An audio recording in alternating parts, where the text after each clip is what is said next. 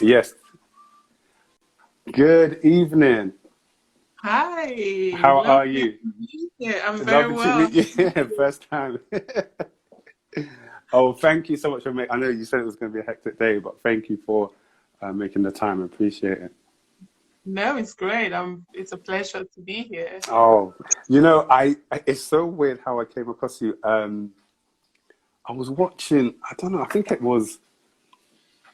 I don't know if it was a documentary or something to do with the royal family, and then the Diana Award came up, and you were there and you were talking. I said, "What?" I said, because I follow like Diana. I love Diana. I love all of them. The boys and everything. So, but I'd never heard of you, and I'd never heard about the Diana Award. I was like, "Hey!" I paused it and I started to Google. I said, "No way! I need to know how this happened. I need to understand it." So I wanted to meet you, and thank God for COVID, because at the same time we were able to do it like this. So I wanted to first off salute you for all the work you're doing for young people, because I work with young people. That's my 9 to 5 job. I teach them finance, and so I've been working with young people all my life, and so seeing someone in such a prominent role who took that idea and that concept that Diana had in her heart, but is now executing it on her behalf, I said, no, I need to get you on this platform. So I really, really appreciate your time and No, coming it's today. such a pleasure. Thank you for those kind words, and No it's such worries. a pleasure to be here. No worries. So this is how we're going to do it. We're going to start off with a quick fire round. The quick fire round is just to ease you into it's to ease you into the questions. But it's just as it comes to your head, you say how you think it is. You say what you think. Okay, Um, okay. but for those who may not know of you, I love for people to introduce themselves, because sometimes the world gives a perception of them that is not necessarily them. But I wanted to know, how would you, if we met for the first time, which is now, how would you introduce yourself? So I'm Tessy Ojo, and I would really introduce myself as a civil society leader, Mm, the chief executive of the Diana Award. I wear yes. so many hats within the sector, and so it feels unfair to limit all of that to just being the chief exec, Yeah. even though that's a 9 to that's a 24-hour job on its own. But I wear so many hats because I'm passionate about quite a number of things. But ultimately, the biggest thing is I'm passionate about change. I want to see change. I'm not. I suppose interestingly, somebody asked me recently. She goes, "Oh, Tessie, why don't you?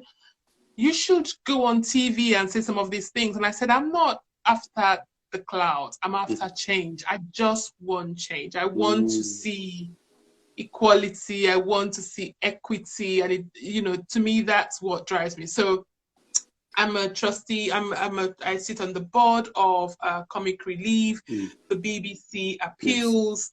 Can't remember all of them now, but there's quite a number of them. They're all in my bio. I'm also a wife. I'm a wife of I would have been married 25 years this December, which is Wow. cool. Um, and I'm a mom of 2 young adults. I can't say kids anymore because they're young adults. Yeah, that's I'm a sister. Yeah, and that's that. I'm a I love it. family person. I love family. I live for family. So yeah, Wow, I love that's that. me in a nutshell. No, I hearing it from your mouth is beautiful, because it's so different from, let's say, for example, this was a TED talk and how you would be introduced, and that sounds more human. Just, you're just somebody who wants change, and you've got all these other roles that you do, but the most important is your family role and how you're placed there. So thank you, thank you, thank you, thank you. Um, all right, we're going to start off light to work. So your first question is, Okay. what is your favorite item in your wardrobe? Because you're very stylish, if I may say so. Oh, that's so hard. Just one thing in my Only wardrobe. one, only one. Oh man. Oh, my glasses. It has to be my glasses because I can't see without them. So I have to pick my glasses. But It's not even in there's my certain wardrobe. It's signature. just on my clothes. Yeah. Do you I have more can't than see one? without them. Sorry. Do Well, you I have more have than one? two. Yes, I have two. I mean, I usually have at least two or three, but in the pandemic, I haven't been able to renew this one. So I generally have two. Okay. I have one I mostly use when I'm not really doing much, just being at home or going to the gym in the morning just so I can drive and see where I'm going. But Yeah. also I don't want to sweat on my proper one because going to the gym, you do sweat and Yeah. it gets messy. So yeah, so I have to. Cool. Yeah. Okay. Glasses it is. What do you love about yourself the most? My height. I love I that. love being tall. I love being tall. Do you know what? I say that because I didn't always love that. And interestingly, I know we're going to come to some other deeper questions. I really struggled with being tall, and I was bullied for my height, and so I felt hugely insecure as a tall girl when I was younger. Yeah. And my daughter has just joined this conversation. Oh, Jill. Hey, how'd you say her name? Karen. Karen. Welcome, Karen. Yeah. And so I would say, but so it took me a while to really begin to love being tall. So I would say the thing, and now I think I look back and I think, why on earth? It's people insecurity being passed on to you, and I absolutely love being tall. I love not being insignificant I love the presence of how you appear, how you turn up when you're tall and you own your space and you're here. You just can't not notice me. That's It's it. true. And so that really, I love that. Absolutely love it. And the funny thing is, I was going to wear a hat today. Forgive me, my hair is rough. But I was going to wear a hat today, but because I have a scar on my head here. And so growing up, that was my biggest insecurity. If I was to go anywhere, I had to go with somebody I knew because they were my security. I knew that, okay, you've accepted me. I feel secure with you. And then I remember one day I was looking in the mirror and I said, if you put on the hat or you don't put on the hat, the scar is still there. So you're going to have to embrace this thing. And I think, just like you would say, looking back now, people say, oh, the scar is cool. I did not think that. But now it's mine. And when I go into settings or when I go into anywhere, I don't know, I feel proud of it. Instead of shying away from it, this is mine. I remember there was an opportunity for me to even have surgery for it to be covered so there wouldn't be a scar there.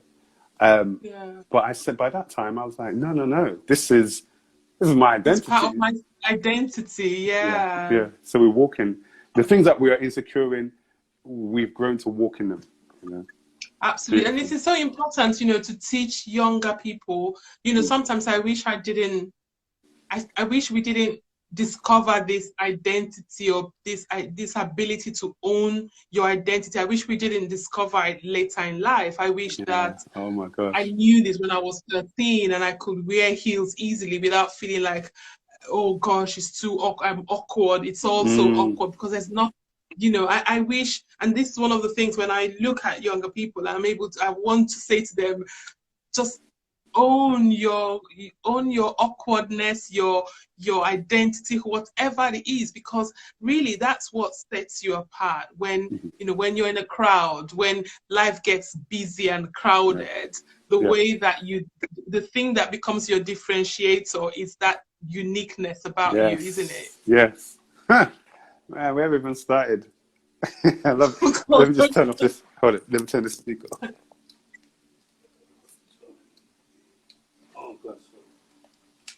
Hi, Danny. So it's my speaker that is just buzzing in my ear. It's so true. It's so true. Hey, we've just started. Number 3, which challenge are you currently overcoming? In past interviews, you've said that you love challenges, but what challenge are you currently working through and overcoming? I'm walking through the challenge of the pandemic Oof. and the way that the pandemic allowed us all to eat a lot of food, and we exactly me too. And I'm trying to tell my brain that it's time to. Firstly, I had to tell my brain it's okay. The Yeah. COVID weight, the thing. But now I'm trying to tell my brain it's okay. You don't need to eat everything you see now, and it's time to start weaning yourself of this habit Yeah. of being hungry 24/7. It's So so true. that, to be honest, that's yeah, no, that's a major one. But I think also, I mean, that's a casual, a light-hearted one. But I think also, I think just COVID has majorly changed. The pandemic as a whole has changed our lives, and I'm, it's really, I'm trying to embrace everything that comes with it and whatever hybridness we would emerge with. I'm really, sometimes you kind of crave for what you knew, for your old life, as it were. Mm. And I'm really trying to challenge myself to go with the flow, to be open, to explore. Like, it doesn't matter if we can't ever meet in person anymore. Please God, no. But it's like really being able to just go with the flow and stop craving the old and really just embrace the new.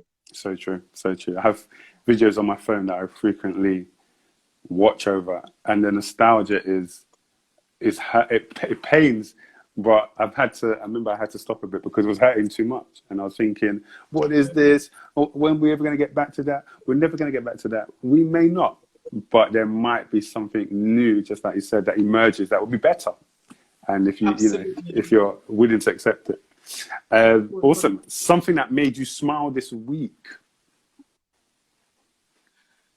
Gosh, something that made me smile this week. Oh God, I have a new grand nephew. So my nephew has just had a baby, and that's just so wonderful. And so, yeah, that's given our family a lot of joy. We have a huge family WhatsApp group, and there's always so much banter. And the new baby has just really ramped up the banter on that family WhatsApp group. So yeah, that's giving me a lot of joy this week. Congrats.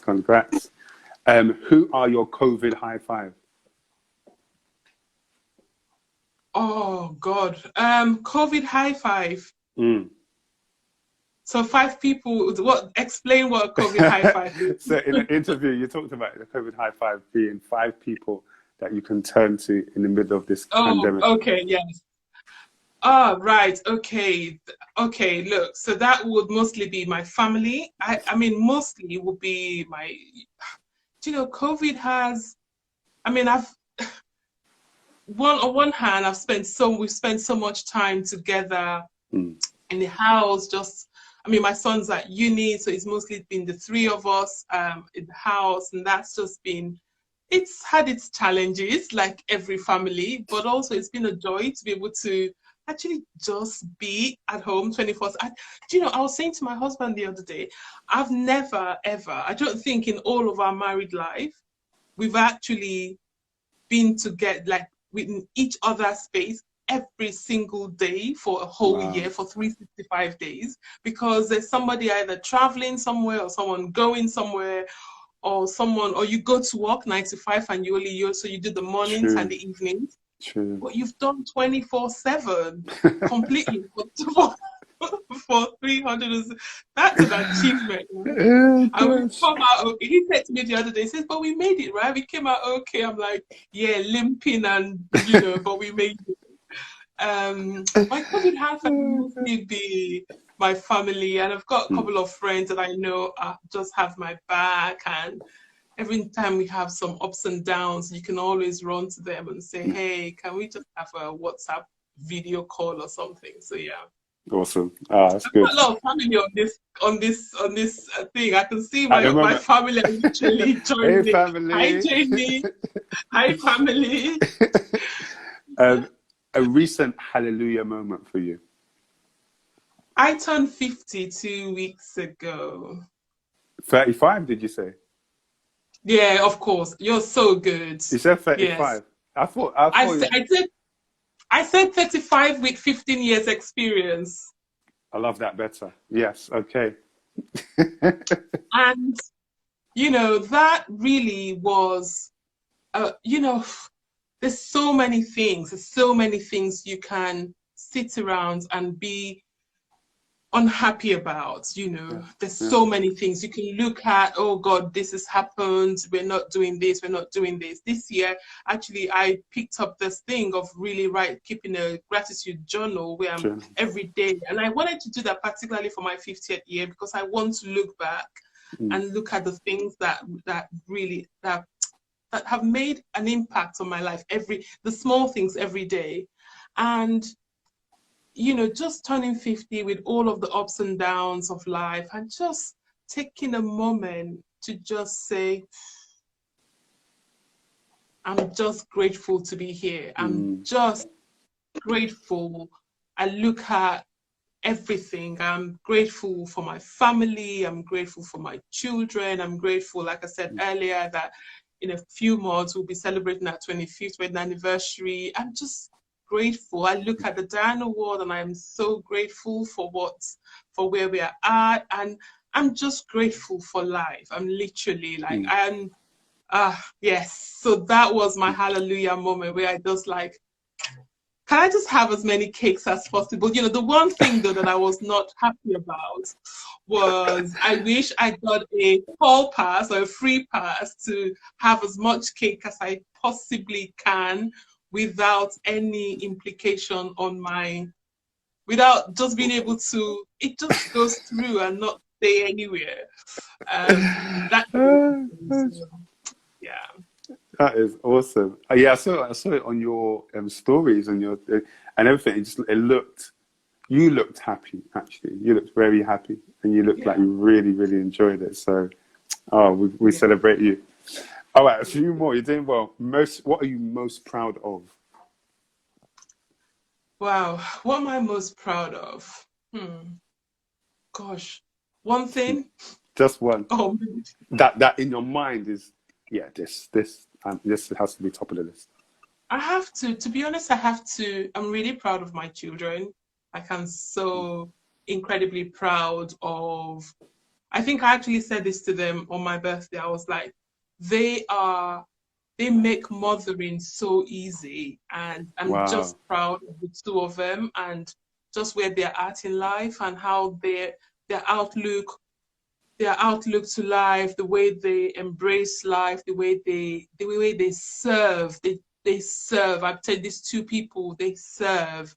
And every time they serve, I see the increase that happens in their own life. And I'm like, who is this child? Sometimes we look at them and we go, who are these people? Like, when they're telling you, I'm going to do this, and I'm like, why are these people like out doing some crazy things? Why are they so mature? Like, whose children are these?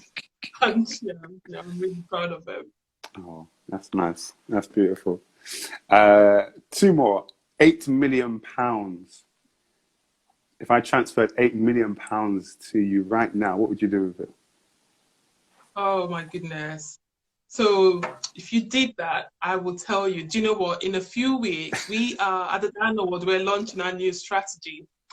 And the theme of that strategy is investing in youth. If you transferred £8 million into my account right now, I will completely be able to say invested in youth. I would change the name of that strategy from investing to invested. I love that. That's beautiful. Yeah. Last but not least, what is the best piece of advice you've ever received that really changed the course of your life? Be you. Just be yourself. Just let yourself be. Stop don't try to be anybody else. Like, just be you. I think it's really, sometimes it's really challenging, like wanting to, like, almost trying to find out who am I? Like, what bit of my identity do I bring to my workplace? What bit stays in my house, and what bit comes to my friendship groups, and what bit stays with my family? Because you end up kind of having almost 4 different personalities, and then you have this whole identity crisis of who exactly are you. So the advice that I give myself all the time is just be you. It's okay. And I think when I come back to when I was my birthday, I think I said something about on my Instagram that just this is me. I don't apologize for me. Like I remember when I was much younger, I had, like, my hair is gray. You talked about the scar. My hair is gray, and I've always had gray hair from my early 20s. And then it was like, Tess, you don't dye your hair. It makes you look old. I'm like, I can't be bothered. It's okay.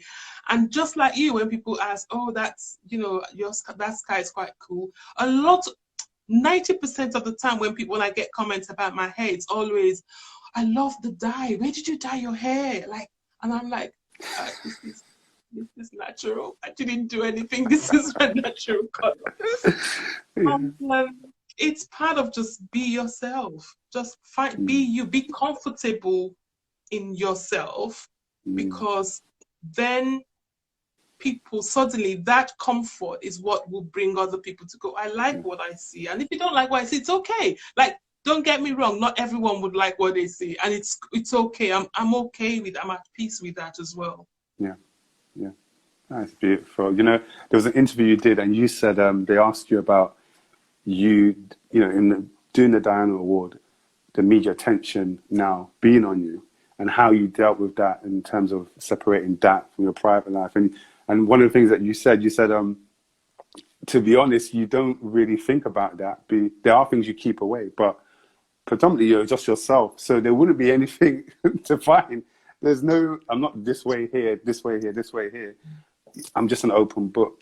And, I'm doing therapy at the moment. And one of the things that with my therapist, it seems like we keep coming back to is this element of being allowed to be yourself, like letting go of any preconceived ideas or constructs or perceptions from other people, but finding how do you feel, how do you think, what do you want to do? And you'll find the more you tune into that, you feel happier. There is more courage, there is more confidence, because you're not trying to be anything else. It's just, this is who I am. And the people who love that will embrace that. The people who do not like that will reject it. And that is fine as well. So it's such a journey, but once you get there, it must be so freeing. Yeah, it must be so freeing. It is, 100%. 100%. Thank you for sharing with us. That was just a quick fire. You breezed through it. Okay. Does it mean that this next bit will get more? Does that mean we're gonna get deeper? Now we come for the big meal, for the meal. Big up to everyone who's just joined us. Hi, a massive Jenny. shout out to your family who are on the line. I know, I can see them well. This is 21 Questions with Tessy Ojo, and we've just started off with a quick fire round, softly just touching, but now we're going to go a bit into, one of the accolades I love is that you are the first British national to be awarded the Martin Luther King Award, and that was done in Atlanta, and that was on the 90th anniversary. How did that even happen? I tell you, that's such a story, because I got an email from the Martin Luther King people, and literally when they said this to me, I thought it was just, oh my God, I thought, yeah, right, as if, like, what the heck? Well, like, okay, whatever. And I just thought, this is not true, because and they'd never given no one outside of the US had ever been awarded this thing. So I was like, yeah, no, that's not true. Anyway, I left it. You get so many emails, and sometimes you go, nah, this is not true. So I binned it. And then they chased me. Then I got another email, and then I noticed they had followed me on Twitter, and it was a verified account. And I was like, oh God, these people have followed me. These are the same people. And suddenly I thought, oh God, and then on Twitter, they DM'd me and said, did you get that email? And I was like, no, this is, and it was literally, it was one of those when I was thinking, how did you see me? Like, how? And but it was incredible. It was such an honor, and I think the first thing was the fact that I was the first person outside of the US. So not even just being the first British, was the first person outside of the US to do this. And, you know, to be recognized, to be spotlighted like this.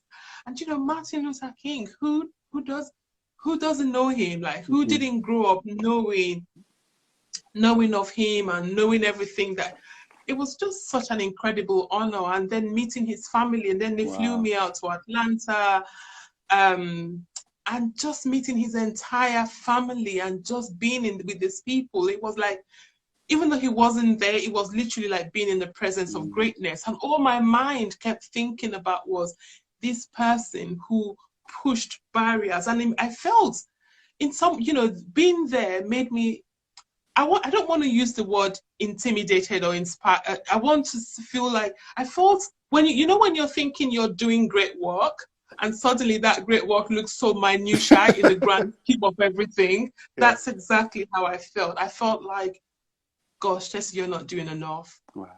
And also, you're doing stuff and you have positiveness around you. This man did all of this in the midst of so much negativity. He pushed against constantly. Wow. And I just thought, no matter what I'm doing, I need to kind of up my game, because I don't have that level. We don't have right now in society that level of negativity that he had. It was, it was so inspirational being there. And I think coming back, there was this click, there's something switched in my mind that made me think, whatever you're doing, it's not enough. Do more. Wow, do more. Hi, that's beautiful. And have you got the award still? Did you put it in a certain place? Oh yeah, no, I've got it. So my husband's having a meeting. He's in the study. I would have shown you, because it's this huge, literally. I mean, if you want, like, go and nick it and bring it back and bring it here. It's this huge. Yeah. Do you want to see it? Do you want to see it? I do. Okay, give me 2 seconds. Okay.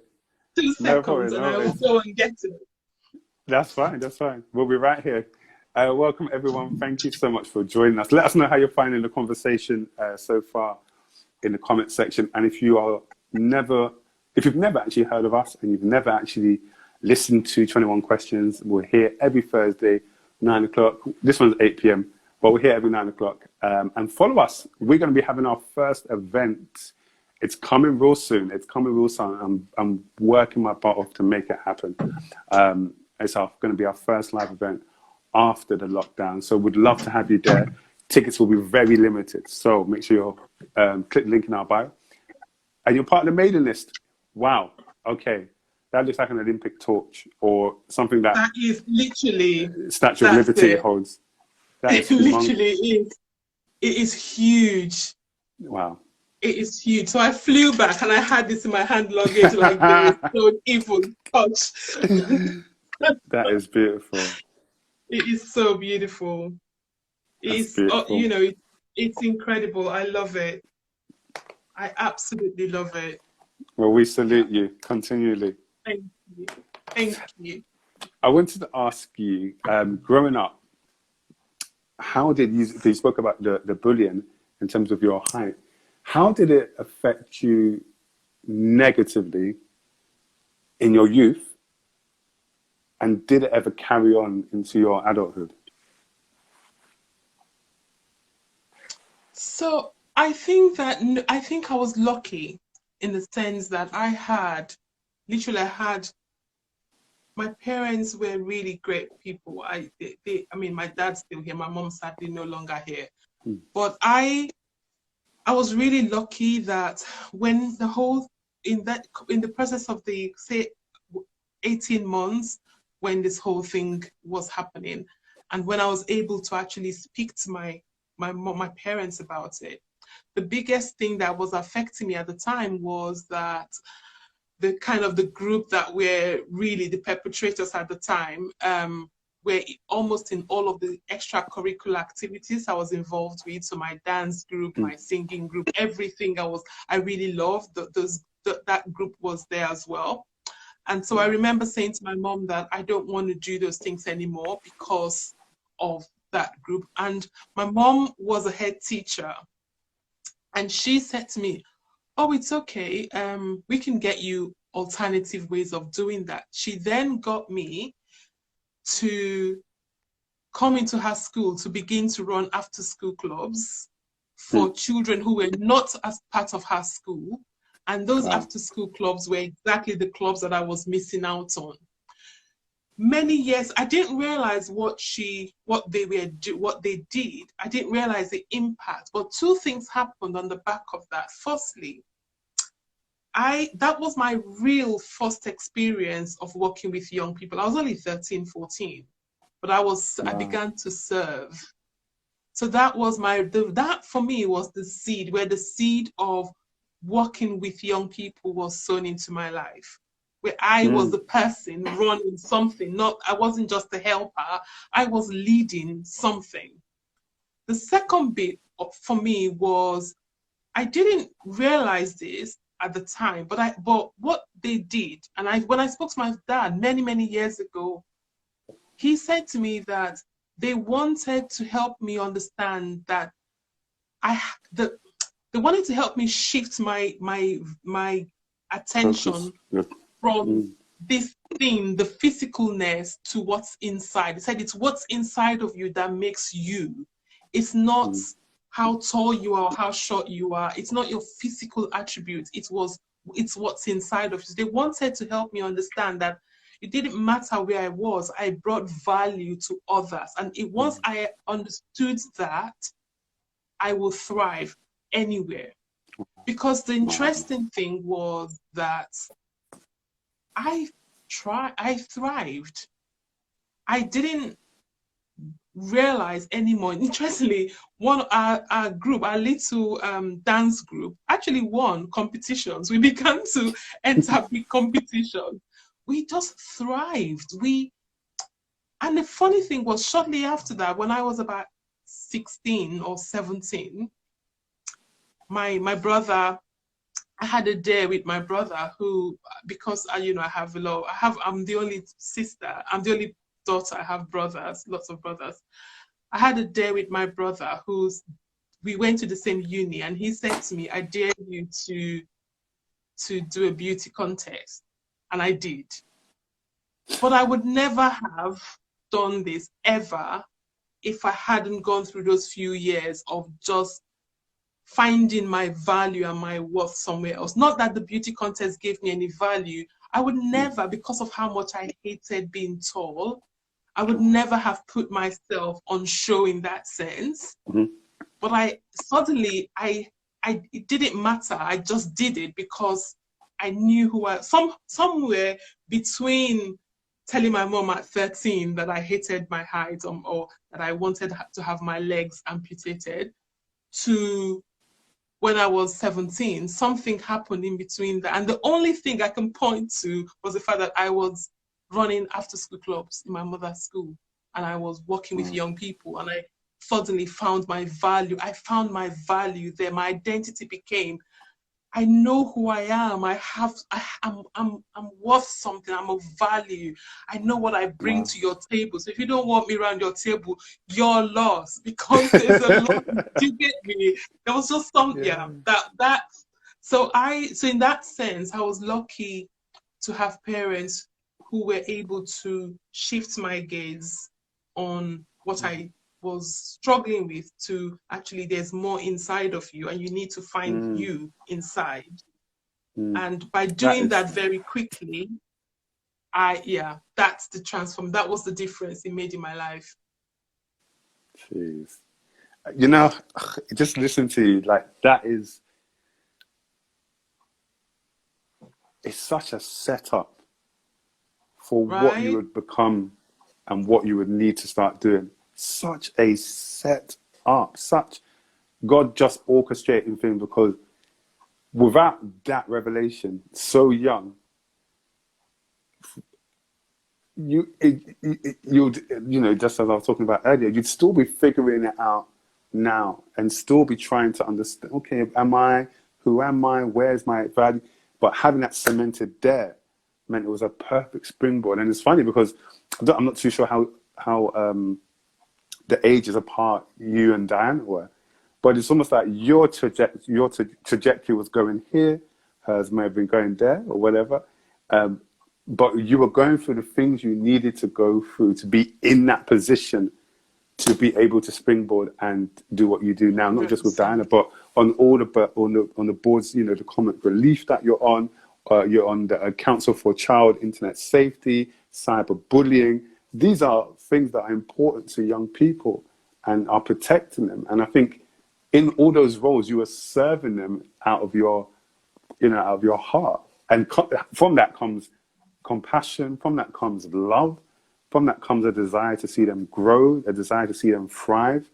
So it's like your mom was setting you up, you know, she was really raising you for your future, but we didn't know it at the time. So, Mommy, thank you. Thank you. I know, literally. And that's the thing. That's, you know, sometimes I say, even now when I speak to young people, and I'm hoping that everyone listening would take this as well, is, you know, the dots, you don't try and figure everything out from day one. Just the dots connect. There's no mistake. The dots connect, like literally. Like I could have been mourning the loss of being in my dance club. If I sat and mourned, thankfully, no, you know, I didn't have the time to grieve that too much because I just went on to, I was literally dragged on to the next thing. And it's about that connecting the dots, because eventually the picture, it's a canvas. I often talk about the canvas. If you look at, or a canvas, if you look at an artist's drawing, it's never completed in one day. It's process. So every process counts. Things build, you know, it's little by little, and you build up to the final destination. Awesome. You talk about being a champion of your children. And I love the fact that as you do that outside, it's very important that you do that inside your own home, championing your children, being behind them, that cheering voice. Where does that come from? And what does that look like practically? What are the things that you do to be a champion of your children? You know, when I had my kids, when our family was complete, when we first had our girl and then our boy came a couple of years later, I knew inside of myself, I felt maybe part of, I don't want to dismiss it as, oh, I was just young. No, there was just something incredibly, it was a gift. I knew I was gifted this opportunity to look after these two humans. It felt like I didn't take it for granted. It felt like a privilege. You know, it's a privilege when you're gifted a whole human being, and someone says, "Here, look after, be the person that guides them." It's a huge responsibility. I remember actually coming back from the hospital with my daughter, and my sister-in-law had come to spend. No, I remember coming home from the hospital. It was at the time when you could just spend 3 or 4 days in hospital. And it was so blissful having all these nurses running around and doing all these things. And then suddenly they I was just coming up to my 27th birthday, and suddenly then they said, "Okay, Mrs. Ojo, you're now discharged, it's time to go home." And I was like, "What? I'm going to take the child home?" And these people joke me, like, are they serious? How can they entrust me with this child? Like, no, how am I going to do it? And my sister was like, "No, it's all right, you'll be fine, don't worry." Anyway, when our son came along, and, you know, I think for me, I had one of those eureka moments when you just know that I will be that parent that would light up the dark alleys and make sure my champion to the ends of the earth, my children, I would make sure that people heard them. I advocate for them, and you can't know. Don't even mess with me. I'm that mother. Yes, I will be that mom. And I knew that I would be that type of mother for my children because I was championed. My parents championed me. You know, someone asked me recently, I think it was a friend of mine who said to me, "Tessy, I love how you guys celebrate birthdays in your house." I said, you know, I got that from my parents because my parents had 7 children. But every single birthday for every single child was like the best day on earth, because they had this attitude that you don't take this day for granted. A birthday is a gift. You're gifted the opportunity to see it. You need to celebrate it. We had birthday, like from 6 in the morning. We started from that, we started celebrating each person. So it was quite significant in my household. And I was saying to this friend that when I first met Stephen, I said to him, listen, if you don't do birthdays, we will not work. It just won't work, because I can't be with someone who does not regard birthdays as significant days. It's not going to work, because you would roll your eyes, you will not get on board. You need to get on board with birthdays. Like, I do birthdays. And anyway, I digress. But that's kind of the household I grew up in, where you were invested in as a child, and you were important. You had a voice, you had a say. And so for me, that was quite important as a parent. But I think what I realized at the time also when my son came was that realization that not every child had a champion.